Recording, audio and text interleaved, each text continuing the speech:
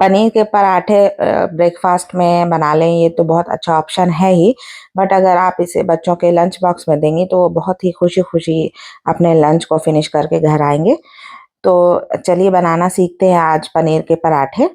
अगर आप लोग मेरे चैनल पे पहली बार आए हैं फ्रेंड्स, तो प्लीज़ मेरे चैनल को सब्सक्राइब कर दीजिए, वीडियोस को लाइक एंड शेयर कर दीजिए अपनी फैमिली एंड फ्रेंड्स में, और बेल आइकन को हिट कर दीजिए ताकि मेरी वीडियोस की नोटिफिकेशन आप तक पहुंच सके। और वीडियो को स्किप नहीं कीजिएगा फ्रेंड्स, क्योंकि वीडियो के एंड में किचन टिप्स रहता है। मेरी हर वीडियो के एंड में किचन टिप्स रहता है और वो बहुत ही यूज़फुल रहता है। तो प्लीज़ आप लोग किचन टिप्स देखा कीजिए, क्योंकि आपको डेली लाइफ में ये इजी हैक्स रहते हैं ताकि आपके काम आसानी से और जल्दी से हो सके।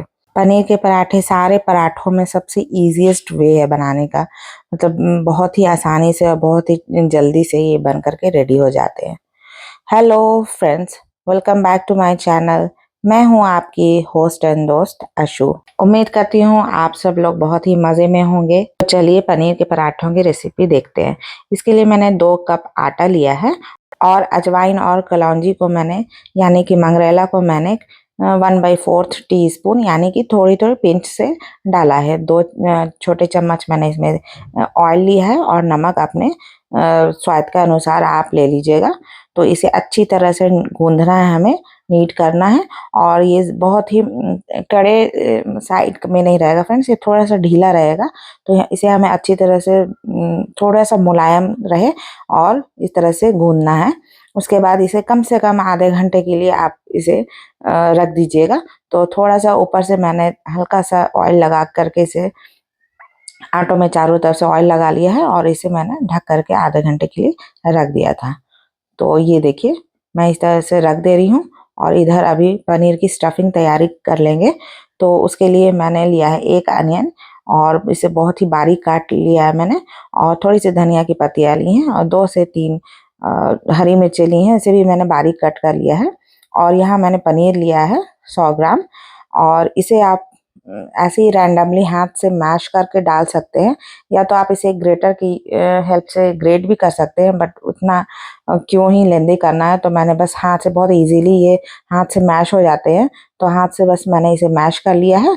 और इसमें मैंने यहाँ पे थोड़ा-सा नमक डाला, अजवाइन डाला है और थोड़ी-सी कलौंजी यहाँ पे मैंने डाली है। और चाट मसाला हमें डालना है 1 चम्मच और ज़ीरा पाउडर डालना है आधा चम्मच। तो इन सारे चीज़ों को अच्छी तरह से मिक्स कर लेना है पनीर में, ताकि नमक और जो चाट मसाले है सारा अच्छी तरह से मिल जाए। तो नमक आपको अंदाज़ से डालना होगा, क्योंकि चाट मसाले में भी नमक रहता है, तो आप इसी हिसाब से नमक ऐड कीजिएगा। और आटा जब मैंने गूँधा था उसमें भी नमक डाला था, तो इन सब बातों का आपको ख़्याल रखना है।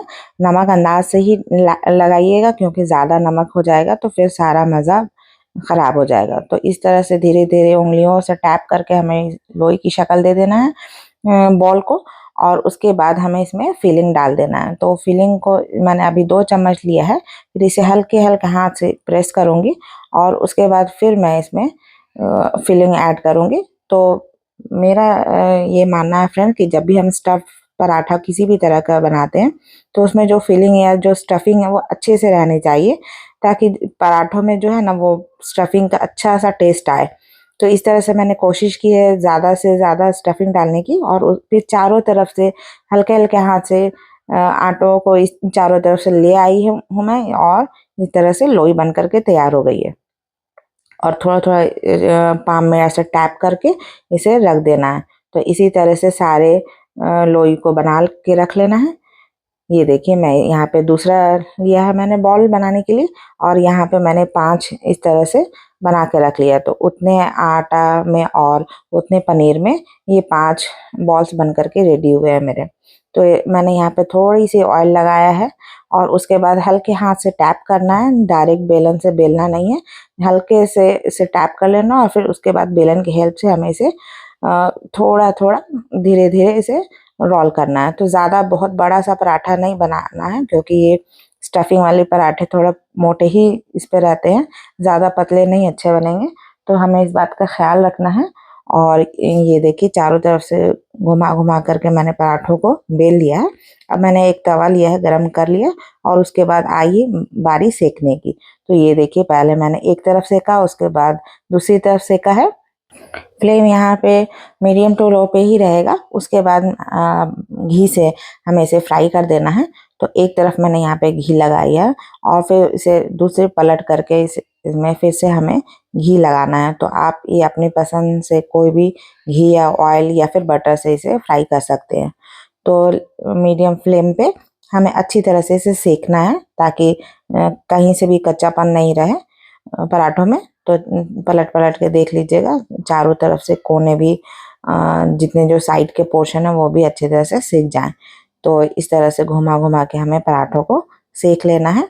और ये जब सेकेंगे तो ये बहुत ही अच्छी सी खुशबू आना शुरू हो जाएगी पराठों की।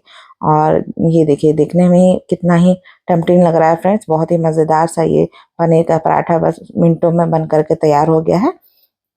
तो अब इसे हम प्लेटिंग कर लेते हैं इसकी। और ये देखिए कितना ही इजीली हमने बना लिया ना पनीर का पराठा मिनटों में। और आप गर्मा गर्म ये पनीर के पराठे ब्रेकफास्ट में सर्व कीजिए अपने फैमिली मेम्बर्स को या फिर अपने बच्चों को दीजिए लंच बॉक्स में। बहुत अच्छा ही और बहुत ही हेल्दी ऑप्शन है ये लंच बॉक्स का। तो आप लोग ज़रूर इसे ट्राई कीजिएगा फ्रेंड्स। बच्चे भी खुश हो जाएंगे और आपको भी तसल्ली रहेगी, चलो अच्छा आज मैंने लंच बना करके दिया बच्चों को।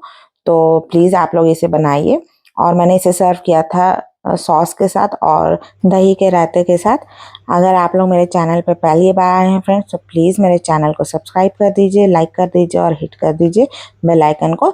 आज का किचन टिप्स है, कभी कभी ऐसा होता है ना कि पनीर आप जब रखे ही हैं फ्रिज में तो ये कुछ ज़्यादा दिन रह जाते हैं तो थोड़े से हार्ड हो जाते हैं। तो उसको सॉफ्ट करने का मैं आपको हैक बताती हूँ। पनीर आप एक गर्म पानी में थोड़े से पनीर के पीसेस को डाल दीजिए और उसमें थोड़ा सा नमक डाल दीजिए। कुछ 10 मिनट के लिए इसको छोड़ दीजिए। उसके बाद देखिए आपने के पनीर बिल्कुल भी सॉफ्ट और स्पॉन्जी बन जाएंगे। ट्राई कीजिएगा प्लीज़ ये हैक को।